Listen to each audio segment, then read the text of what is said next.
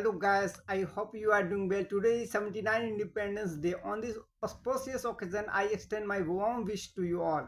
And now we proceed to the section. Section 15, Act of Judge when acting judicially.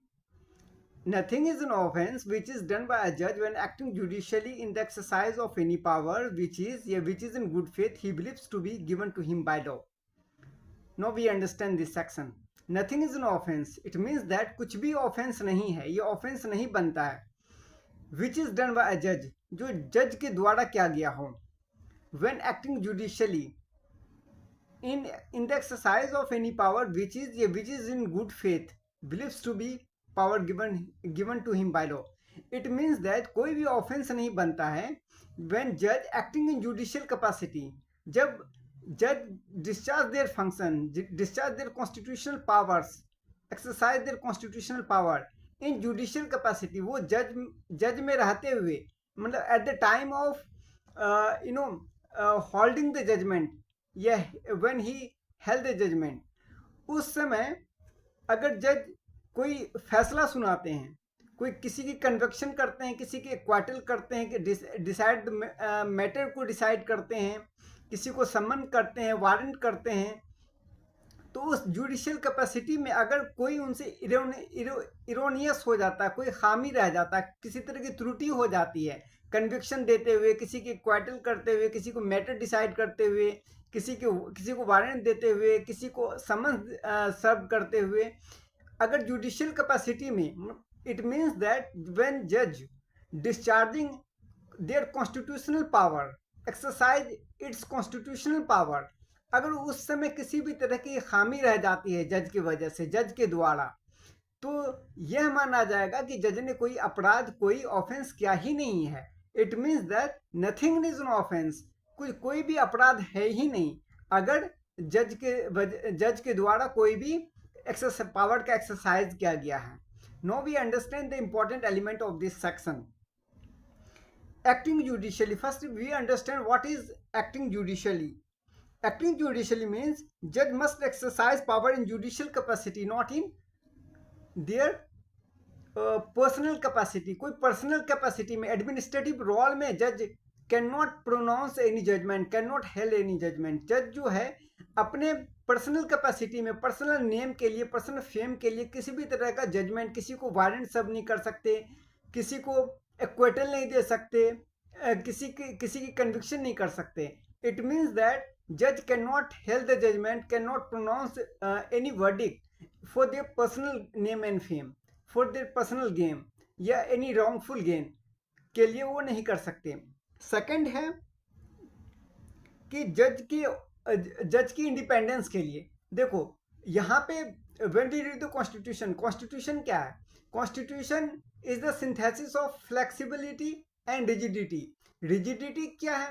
एक hand पे Indian constitution जो है, कोई भी ऑफिस हो, चाहे प्रेसिडेंट की ऑफिस हो, प्राइम मिनिस्टर की ऑफिस हो या जज की ऑफिस हो, एक समय पे on one hand constitution give power to the जजेस, और on another hand constitution limits the power of जजेस.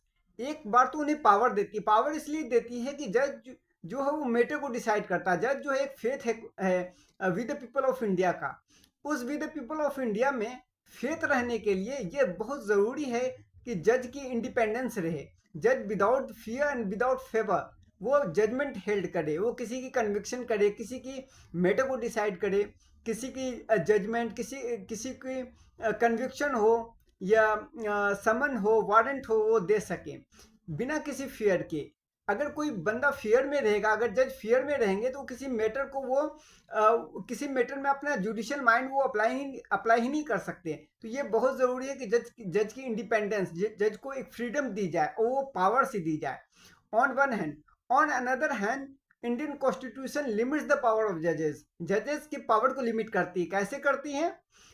मैंने आपको ये बताया कि on one hand Indian constitution gives power to the जजेस को पावर देती है. कैसे देती है? कि नथिंग इज एन ऑफेंस. कोई ऑफेंस ही नहीं बनता जज को. क्यों ये पावर दी गई? क्योंकि जज की इंडिपेंडेंस बनी रहे. जज विदाउट फियर एंड फेवर वो जजमेंट दे सके. कैसे? कि अगर वो कोई भी जजमेंट देता है गुड फेथ में, लेकिन on another hand Indian constitution restrict the power of जजेस। कैसे जजेस के पावर को रिस्ट्रिक्ट करते हैं कि जज only and only can pronounce the judgement in good faith. सिर्फ गुड फेथ में ही कर सकते हैं, कोई करप्ट इंटेंशन के साथ जजेस अगर कोई प्रोनाउंस द जजमेंट, जजमेंट को प्रोनाउंस करते हैं तो वो judgement will not be judgement, वो जजमेंट नहीं होगा। और वो जुडिशियल कैपेसिटी में ही जजमेंट, किसी की कन्विक्शन कर सकते हैं, किसी की क्वार्टल कर सकते हैं, किसी को वारंट सब कर सकते हैं, फॉर देयर पर्सनल इंटरेस्ट नहीं कर सकते हैं। मतलब on one hand Indian constitution power देती है जजेस को कि वो विदाउट फियर एंड फेवर वो जजमेंट दे सकें, ऑन अनदर हैंड वो रिस्ट्रिक्ट करती है जजेस की पावर को। तो हमने इस सेक्शन से समझा कि एक्ट ऑफ जज व्हेन एक्टिंग जुडिशियली, जज कोई फैसला सुनाते हैं तो वो ऑफेंस नहीं माना जाता है। हम एग्जाम्पल समझते हैं, जज किसी की कन्विक्शन करता है, किसी की डिस्ट्रिक्ट कोर्ट ने किसी की हाई कोर्ट ने किसी की लाइफ इम्प्रिजमेंट करी, और जिसकी लाइफ इम्प्रिजनमेंट होता है वो next to the appellate court जाते हैं सुप्रीम कोर्ट में। सुप्रीम कोर्ट वो मैटर को डिसाइड करता है, और मैटर के डिसाइड में ये समझ में आता है सुप्रीम कोर्ट के जज ओवरटर्न द जजमेंट, वो ओवर रूल कर देते हैं जजमेंट को और उसको एक्वाटल कर देते हैं, उसको बरी कर देते हैं।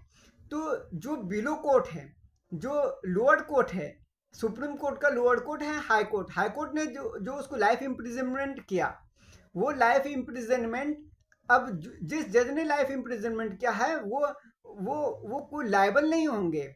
वो इसलिए लायबल नहीं होंगे क्योंकि उसने जो फैसला सुनाया है वो पब्लिक गुड पे सुनाया है, वो गुड फेथ में सुनाया है फैसला, इसलिए कि जज विदाउट फियर एंड फेवर वो जजमेंट को सुना सकें। I hope you must have understand this topic. Thank you.